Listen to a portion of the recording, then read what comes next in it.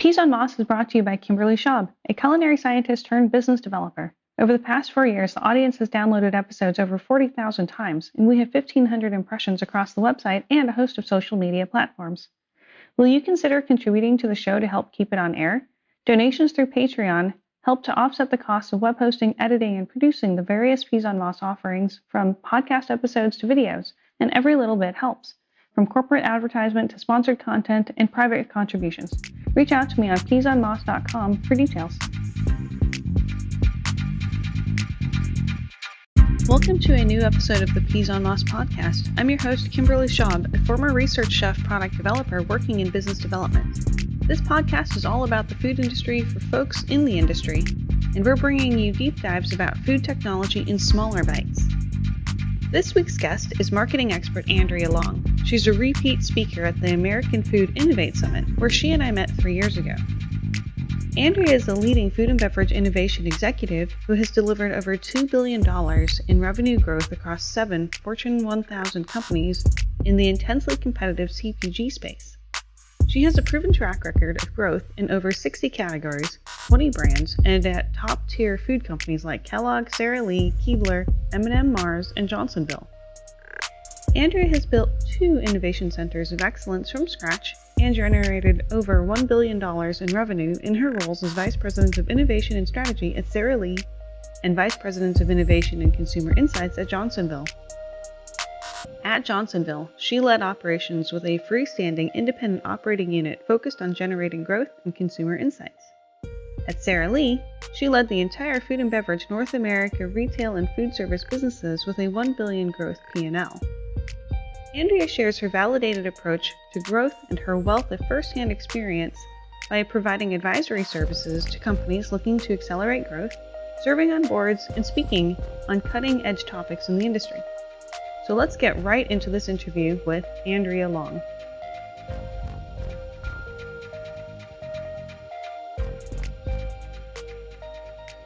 So, a big proponent of obviously looking at data from multiple sources and kind of triangulate it, because that increases your chance of success on a new product.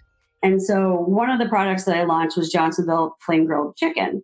So if you looked at what was going on, chicken, highest consumption among millennials, highest consume protein type right behind, I think, beef at the time.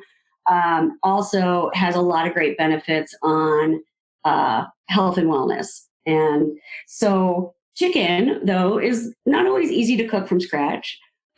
You worry about overcooking it because you don't want to undercook it and, get sick. It's also not always easy. It's a bland like starting point, which is also good, but not always easy to season exactly and come out perfect every time. So what we did is a fully cooked chicken breast that was seasoned and marinated in a pouch that you microwaved it right in the pouch. So it never turned out dry. You couldn't really screw it up unless, I guess, even if you kind of overcooked it, but microwave in the pouch, cooked it for, I think it was a little over a minute, but it would turn out perfect every time, extremely convenient, with multiple use occasions for consumers, whether you wanted to eat it hot as center a plate with other items, or you want to throw it on a salad or in a taco or burrito or whatever it was. So thinking about consumer usage there, it was one, the convenience need of preparing something and making it easier for them, both on preparation and taste seasoning level. And then 2 is something that's used for multiple occasions or in multiple ways, or is versatile, right? Having versatility with something as consumers seek variety in food is another key thing. So I think that one is a good example of just thinking about taking consumers' usage habits, thinking how you make something better and more easy. And of course, in food, I always say it's an ante. It has to taste good, first of all and foremost. Yeah, absolutely. I think a past guest, Tim Forrest, said that's the entrance in the door to even sell something in or present an idea, is it better taste good. Otherwise, just go back and keep prototyping until you yourself want to continue eating it. And I think that's, it's easy as a developer. I'm speaking from my experience. We prototype so much that we get tired of the flavor profile potentially. somehow we have to work through that, find people with fresher palates, our cross-functional team, our brand managers, to say, is this really something that's delicious and craveable?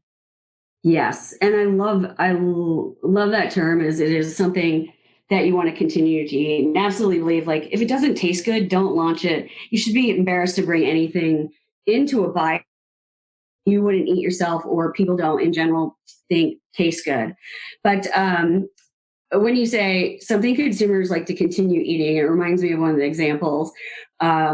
One of my first examples of a product launch, and it was on Cheez-It, working with my R&D scientists, and you can probably imagine this on the R&D development side, come into the R&D center, and he'd lay out like a huge long pile of different flavor seasonings on Cheez-It. So there'd probably at least, I don't know, 10 or so piles, and we go through and we're tasting it. Of course, we had like a flavor sort and all this, good consumer data on, okay, what's the profile we want to hit. But what I noticed that was a key observation is there was a pile I kept going back to and eating. And at the end, and usually, you get tired of eating your own brands. And if you're working on it, you usually don't eat the whole sample. And when I looked at it, I was like, oh my God, I ate that whole pile. I was like, okay, this is something we have to figure out. Like, what is this? What is this flavor? Like, we need to launch it. And that was Cheez-It Cheddar Jack. So that's been in market almost like 18, 19 years. But I love the fact of that is just a fundamental insight in food. And especially something craveable and you can't stop eating, when you find something like that, it's a hit. And to see something in innovation in food be that enduring and last so many years in market is very, very telling. And that's even bigger, like salty snacks especially.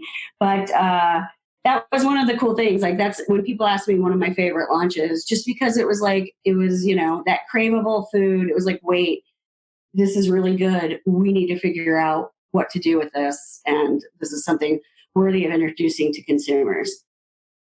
Yeah.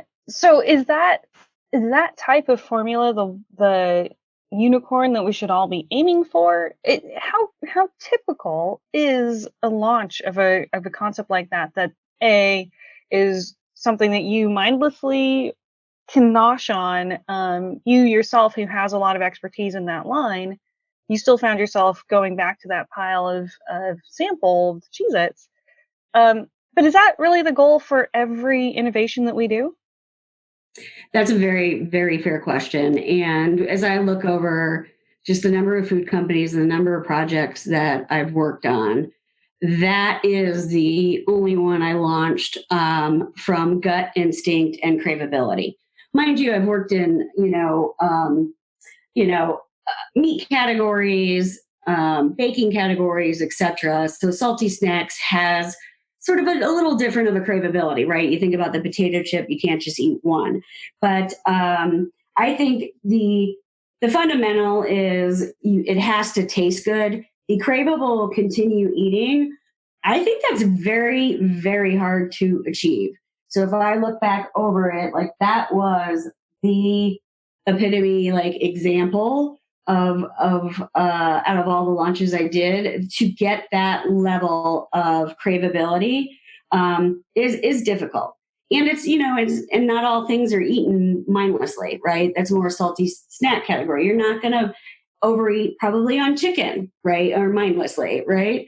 Or meatballs or sausage or some of those things. So one, it is a little category specific, but it is not something that you should expect necessarily or strive for. I think what's more important is when striving for taste is you want to be better than the competition or whatever's existing out there.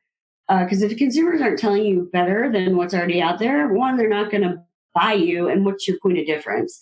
So I think striving in food is really understanding, what's the evoked set or current things that consumers are eating in that area, and do you taste better? Do you perform better? What do you do better?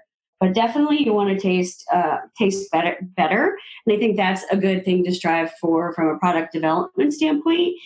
And the thing I've always liked about it too is it gives the scientists and developers a good target to look towards. It's not just aimlessly out there. It's like, hey, our success is when we consumer diagnostics, when we look at this, that it has to taste better than XYZ brand in testing, or we haven't quite hit the mark yet. So let's dig into what better is. As you were sharing that, I wrote, "What's your point of difference?" And I think that's obviously the question we have to ask ourselves as brands. What's your point of difference? And then what is better? What are we deciding is better? And are you sure you're better? So better goes in a couple of ways. So there are basic consumer diagnostics that I'll call, that I'll say that are the marketing things that you need to get right, is the overall appeal and purchase interest of it, right? Which you could do from a concept level and, you get the pricing level and consumers, initial interest. So that's kind of like the first fundamental of getting to make sure that there's interest in the idea. I think when you get down to the developing the fruit and product concept fit, making sure that the product delivers better than expectations, at least as or better than expectations. And then when you think the broader competitive wise on better, we would look at different diagnostics and things that drive the category, whether you had a driver's a liking or whatever study. Overall liking or preference would be the overall indicator of looking at a good difference. Hopefully you get a significant difference, but that's not always possible, but a better overall liking. And then, so let's just say, we'll go back to the Cheez-It example for simplicity is one of the diagnostics we might have used there is, craveable, can't stop eating, one of those diagnostics in specific to the product to determine whether it was better than something else. The other way to also look at that, as we were kind of talking earlier in examples, was, what is the product missing the mark on? So if you're introducing something and it's like, hey, I know XYZ competitor is really greasy and doesn't perform well in the microwave, right? So then if that's one of the key diagnostics, in addition to overall liking, that you're trying to improve on, that would also be something you look at. So there's a lot of different aspects of the product development and the product that you can look at to see that you're better on, especially when you think about what consumers might be dissatisfied with and how you're going to be better than the things that they're not, that the competitor or somebody else isn't really delivering on. A lot of your answer was hinging on good data.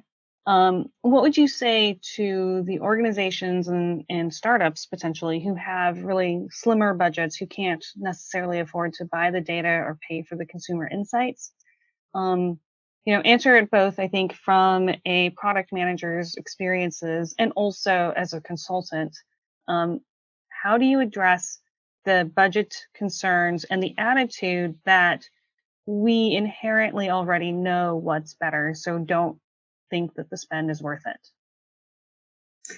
That's a very relevant and great question from a product management and new product development standpoint.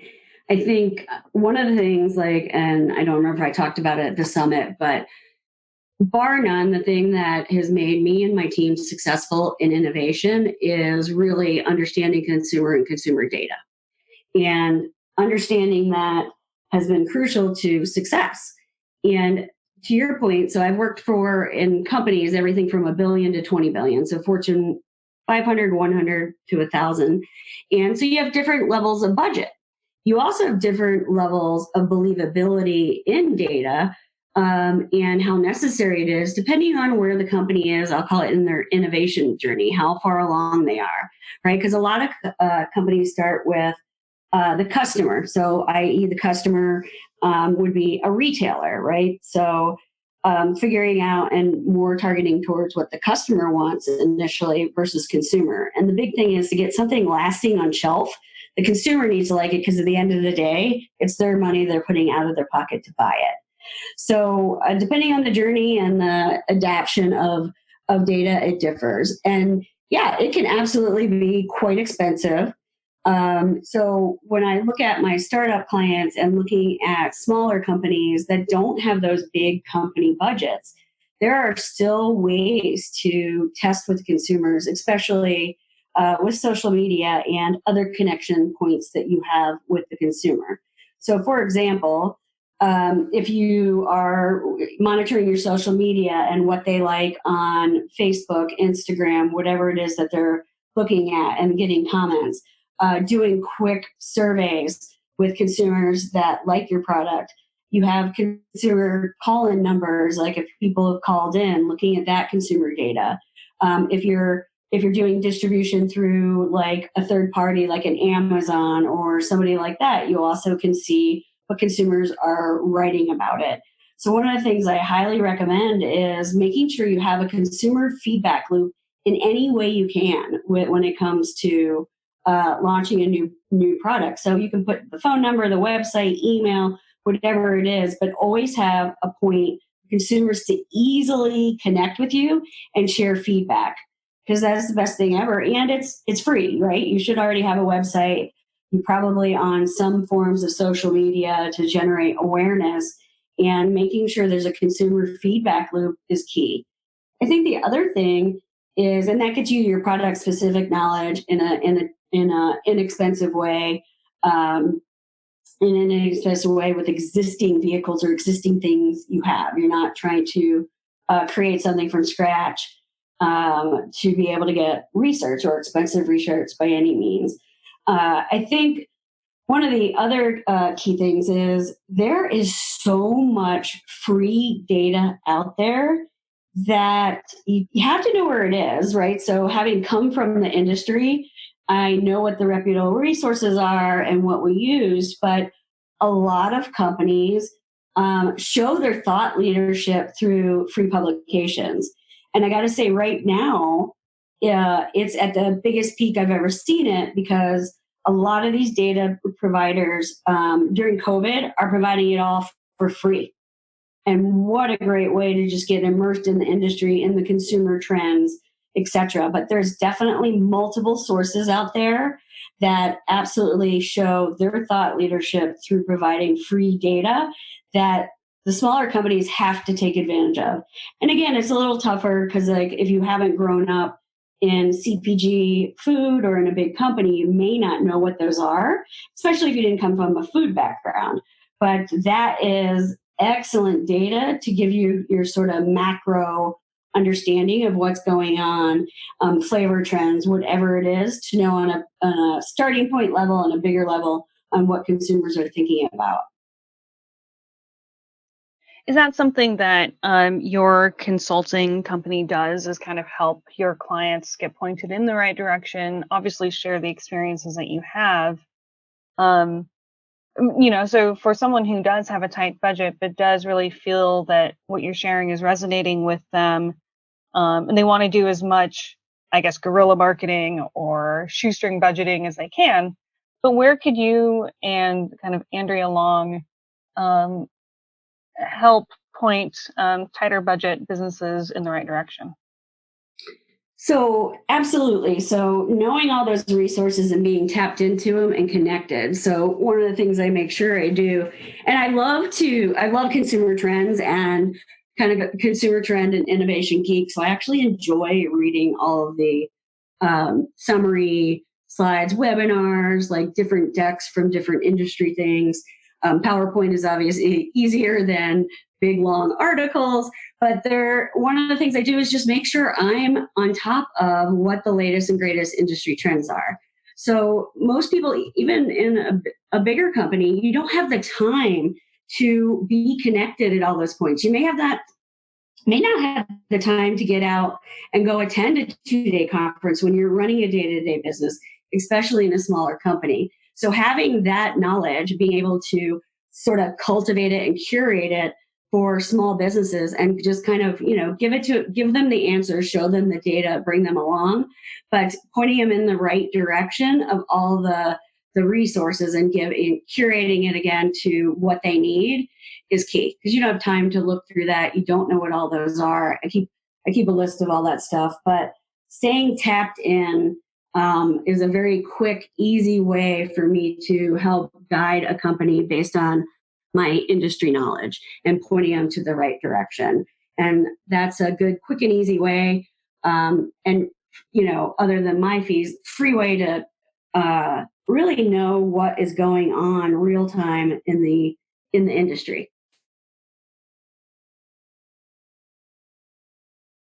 So you've worked in several different segments, within the food industry and your experiences, from snack to protein. Um, when a professional is moving from one category to another, and it requires, a different understanding of the technology, of the consumer need, the eating occasion, do you have any suggestions for how we can get ourselves informed right as we start to walk in the door and start to embrace that learning curve? Yes. And this is one of the things I talk to.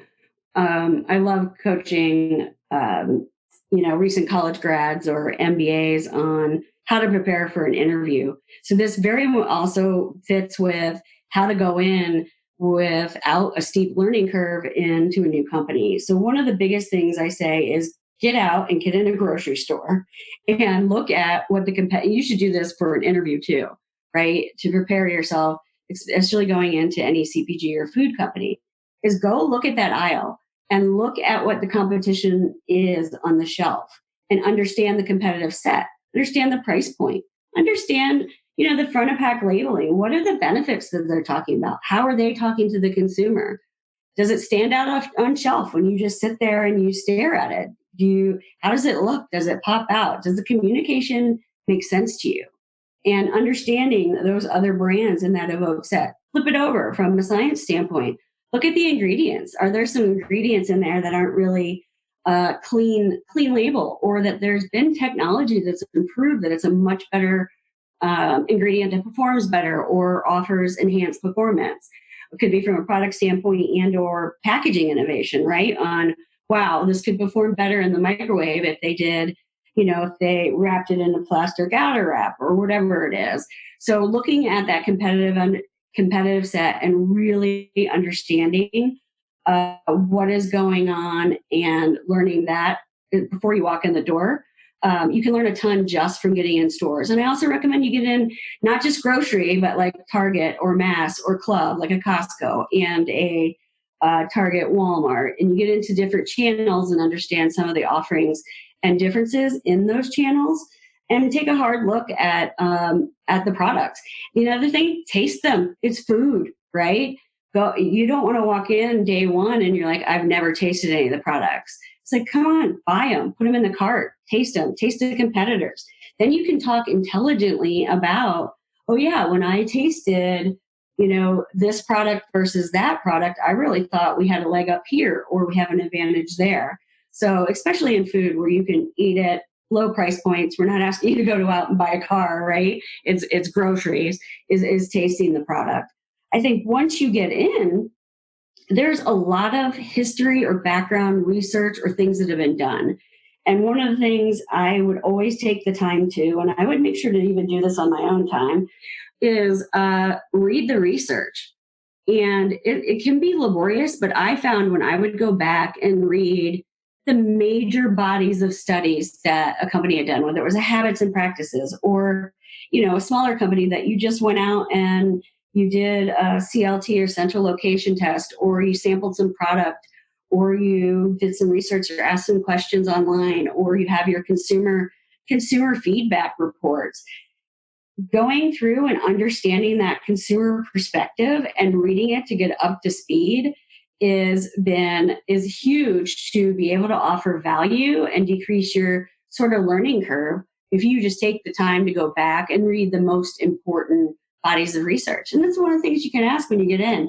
Hey, if I want to get up to speed, what are the most top 5 things I should go back and look at that we've done as a company that'll really help me get there? Again, big proponent of consumer research, but that is like another way once you are inside a company to get up to speed. And it's something you can do on your own. You're not reliant on other people. It's something you can take home or look at read online on the train or whatever it is. But it's definitely do it at your own pace. But that's a huge way, especially in consumer products and food products. That's a huge way to get acclimated quickly. Yeah, and I really agree with eating the product. And some of that I realize is a little loaded. Say if as a professional I have certain restrictions and I can't always eat the product sold by the brand, and that doesn't mean you can't work for that brand. So Right. I'll leave that there. But yeah, if you're gonna be part of the innovation and brand management of that company and that brand, perhaps one should be able to eat it to some degree. Yeah, it does help. It absolutely helps. And I mean, and I agree with like you don't have to be a user of a brand to work at a company. My first job out of graduate school was Huggies baby wipes. I didn't have a child.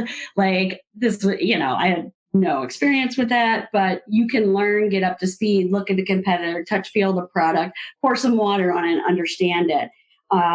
But the advantage in food though is usually if you can taste it, and you don't have a dietary restriction or whatever.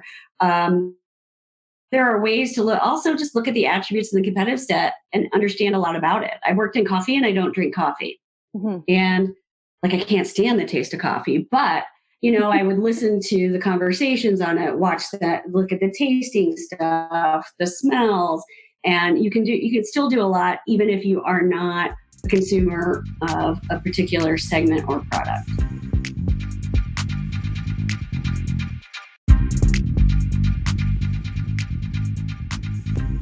Thanks for checking out the Peas on Moss podcast this week. Gratitude to the Patreon sponsors who are helping me offset the costs of podcasting this year, as I don't have any official sponsors. If your company is interested in sponsoring the podcast, please reach out to me on peasonmoss.com. With over 50,000 downloads and perennial content, we're here to serve the industry and bring you stories about the people behind the brands.